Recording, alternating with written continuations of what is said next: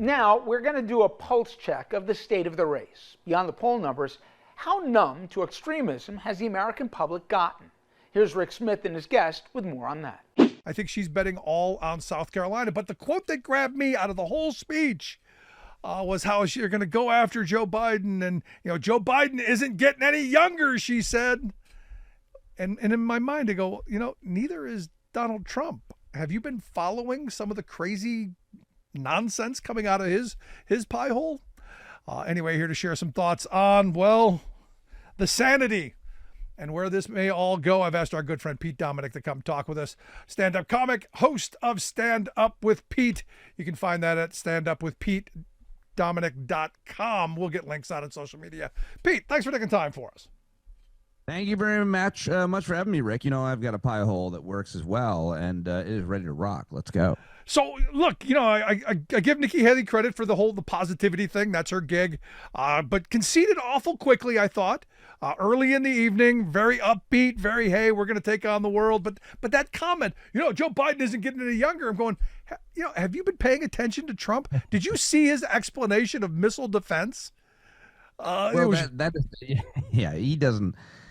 doesn't seem to know what room he's in. It seems like media, mainstream media, and a lot of other corporate media is starting to catch up with that concept. They can't ignore anymore. It's hard to ignore when someone is looking incoherent or disconnected or losing their cognitive abilities. And say whatever you want about Joe Biden, but you have to say whatever you want about Donald Trump too. You cannot deny that the dude is missing a step from where he was even back in 2016. I mean, there's just no denial of it. So I'm happy to see what, in at least my media intake, my perception, Rick, I don't know about yours, that people seem to be coming around to addressing the fact that Donald Trump, too, doesn't know he's alive. And I'm quoting Donald Trump when I say that. He said that about Joe Biden, which I actually thought was pretty funny. Donald Trump said, Joe Biden doesn't even know he's alive. And I just thought that was funny. Well, guess what? Donald Trump doesn't seem to know what state he's in or who the difference between Nikki Haley and Nancy Pelosi. And it's about 50 years. Yeah. No, I mean, it was interesting. The quote you're talking about was quite interesting to me because even in that, it was BS. All debunked stuff that they keep throwing out. And look, yeah, he got Nancy Pelosi and Nikki Haley mixed up because they look so much alike. But even the punchline was BS. Yeah. Yeah. I mean, I really do give people the benefit of doubt on misspeaking. As a stand-up comedian, as someone who has been on live radio for a long, long time, I say the wrong thing all the time. I misspeak all the time. We all do. There's simple mistakes that occur. But he said that 3 times in a row. And he just kept saying Nikki Haley instead of Nancy Pelosi. And that ain't the first time that Donald Trump has made those types of mistakes. And clearly he has lost a step. So, yeah, Nikki Haley talking about, that's always been her argument, that Donald Trump is the past and she's the future. That's how she's tried to present herself. But it's always been a ridiculous notion that she or anybody would be able to beat Donald Trump as well. I mean, I thought maybe a moment months back that maybe. But as soon as we saw these indictments not having an impact on his support, I think we realized that it was all baked in. That being said, Rick, I don't think Donald Trump has a chance. I'm one of those weird people. We can get into it, but I don't think that he has a chance, a prayer of winning in 2024. See, I disagree. I think he's got a better than even shot.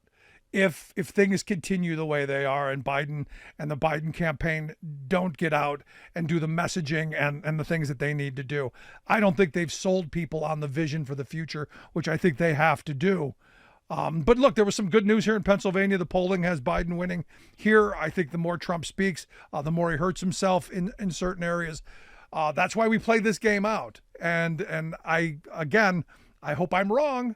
I wasn't wrong in 2016, but I hope I'm wrong that Trump's not going to be the guy. Yeah, no, I mean, you may be right. And we both hope you're wrong about that. But I think that the indictments of Donald Trump, these court cases are going to continue to hobble him. I don't think they're going to help him. I don't think he's won any new support. I mean, does anybody out there know anybody who said, you know what? In 2020, I I really didn't like Donald Trump after the insurrection. I really didn't like it. But you know what? Now he's got no new voters, Rick, and I think that's a huge issue. But no, I agree with that. I agree. He's not generating new voters. My problem is I fear Biden is losing enthusiasm, and that the people will stay away, and that's where my concern. In a few key places, he will easily win the popular vote. But in a few key places, who knows? If you can hold the vote down in certain places here in Pennsylvania, Trump's got a shot. And that's what's concerning to me. And the thing I've always said is, Democrats fall in love, Republicans fall in line. Yeah. And Democrats need that sense of, I love this guy. They're going to get that excitement. Republicans all fall in line. Look at what's been going on over the last couple of weeks as, person after person is endorsing Trump. Honestly, I'm waiting for Mike Pence to endorse Trump. Well, that is probably going to happen. I mean, he lives in the same empty barrel that people like Kevin McCarthy and Nancy Mace and Ted Cruz and Mike Lee and all of these people who Trump has attacked their father, their wife, their own integrity. DeSantis in line. Of course, DeSantis most recently. He's the most recent one to kiss the ring. And before that, it was Vivek Ramaswamy, who then did the same thing.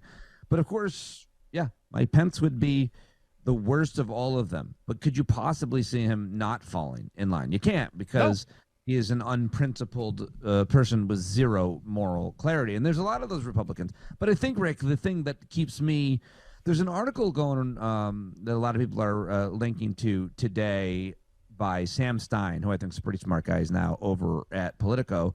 It's titled, "Donald Trump has a big problem ahead. A whole swath of Republican voters appear firmly committed to not voting for Trump in November." It's a pretty well-written, well-researched piece, and I think it matters. I think that there are a whole bunch of Republicans that are not going to vote for Donald Trump. Yeah, here in January.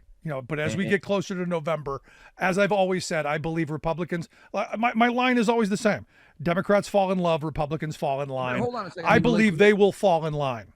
If the economy were to get far worse somehow, that I think would be an issue. But it is only getting better. The stock market is breaking records, and Donald Trump is only going to get worse as these trials play out publicly. And so I don't see him winning any new people, and I see people coming not necessarily to Joe Biden, but to the fact that things are getting better, are better overall by a lot of metrics. So that's the hope. Yeah. No, I mean, that's the hope. If the economy gets better, and you can point to the fact that, hey, I did this, and you do what I said, back 2 years ago, big giant cardboard cutouts of Biden pointing his finger saying I did that, then I think he's got it. The other thing I've been making this point everywhere I go, everywhere I talk, certainly on my daily show, Rick, is that I don't think you need to do a show every day or I need to do a show every day anymore. Let's just rest today, not do any more shows, because the only thing that really matters, we can analyze these things day to day, granularly, and talk about what is happening in all camps. But the only thing that matters maybe is women's reproductive rights, the issue of abortion. To me, that is an issue that we could talk about it every day, all the time, and only that, and we would be right to, and it would be the only thing that matters, but then we would have no show. We would have nothing else to talk about. But the truth to me is that is the issue that is going to activate more voters than any other one thing. That Donald Trump represents, symbolizes a national abortion ban. And guess who knows that? The Biden campaign. They know it, and they've launched their campaign specifically on that issue this week. And in their statement last night, when the results came in New Hampshire, the Biden-Harris campaign statement was, "Tonight's results confirm Donald Trump has all but locked up the GOP nomination, and the election-denying, anti-freedom MAGA movement has completed its takeover of the Republican Party. Trump is offering Americans the same extreme agenda that has cost Republican elections election after election, promising to undermine American democracy, reward the wealthy on the backs of the middle class, and to ban abortion nationwide." That's their statement, partially. And I think that matters. I think that the abortion issue will animate voters so much that will be the deciding issue, as it has been in a lot of states, including red states, when put it up for a referendum. Yeah, Your thoughts, Rick? No, Smith, I on hope your- so. Look, when you're taking freedoms and you're taking rights away from people, I hope it gets people upset. I hope it gets people angry. You've taken my freedom of cursing on your show. How do you think I didn't do that. The FCC did that. Blame them. I want you to be able to say whatever it is that comes out of your pie hole. But there are some people who think that's not the greatest thing. Darn it, Gersh, darn it, Rick Smith. I'm telling you, abortion's the issue, my friend. Yeah, well, it's one of the big issues, but I still think you have to sell people on vision for the future. And look, that's part of it, but I still think it comes back down to, and maybe I grew up, during the 80s and 90s where it's still the economy. I still think you got to sell people on vision and hope and change and steal some of the Obama stuff. I think that's where it's at. The vision for the future includes reproductive rights, includes families being able to support themselves with reasonable wage jobs, and communities having an identity of being able to manufacture things again. I just think that all plays into it. I do. It all does play into it, but I think that the rules have changed. I think it was always economic interests, no matter what. We vote on our own economic interests, and often, obviously, we vote against our own interests. I think that was generally true during the 80s and 90s in the elections that we've covered and followed during our lifetime and been a part of. I think it's different, Rick. You just said a minute ago, though, Pete, that if we have a downturn, if things don't look so great, it's going to be bad. Well, I think it's true that if I do think both things are true. How dare you pin me into this corner? I do think it's true that if there were an economic downturn, that would sour the vote. That would keep people home. That would turn people against Joe Biden potentially. I don't think that's going to happen. But even if it did, I still think that the game has changed on the issue of women not having reproductive rights. I think overwhelmingly Republican women even do not want this. And it's certainly true of a lot of men. I mean, a lot of men absolutely want women to be able to get abortions, to be able to practice self-control, birth control rather, and because they can't practice self-control. I think that is going to be such an animating issue. And I just don't think that we in our lifetime have ever had anything like this, a right being taken away. When you take away a right, you lose elections. No, and they're paying for it. You're absolutely right. Last question I've got for you. USA Today reported that the doomsday clock has moved a little bit closer, that we are, 90 seconds from humanity self-annihilating itself, the closest to self-annihilation ever. Any thoughts? Yeah, I'm a positive person. I'm an optimistic person. And here's where I start and end my day. We're alive. There has been no nuclear vaporization. And I can't believe it. I can't believe we haven't nuked each other out of existence.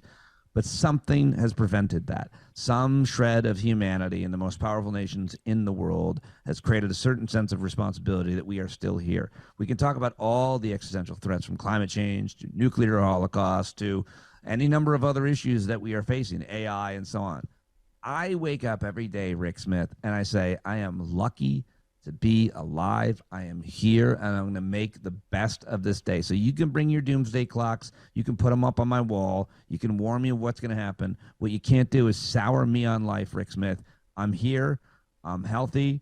I'm happy. I'm mindful of the moment, and this is all we have, the moment, not the past, not the future, right now. And right now ain't doomsday because I'm on the Rick Smith Show.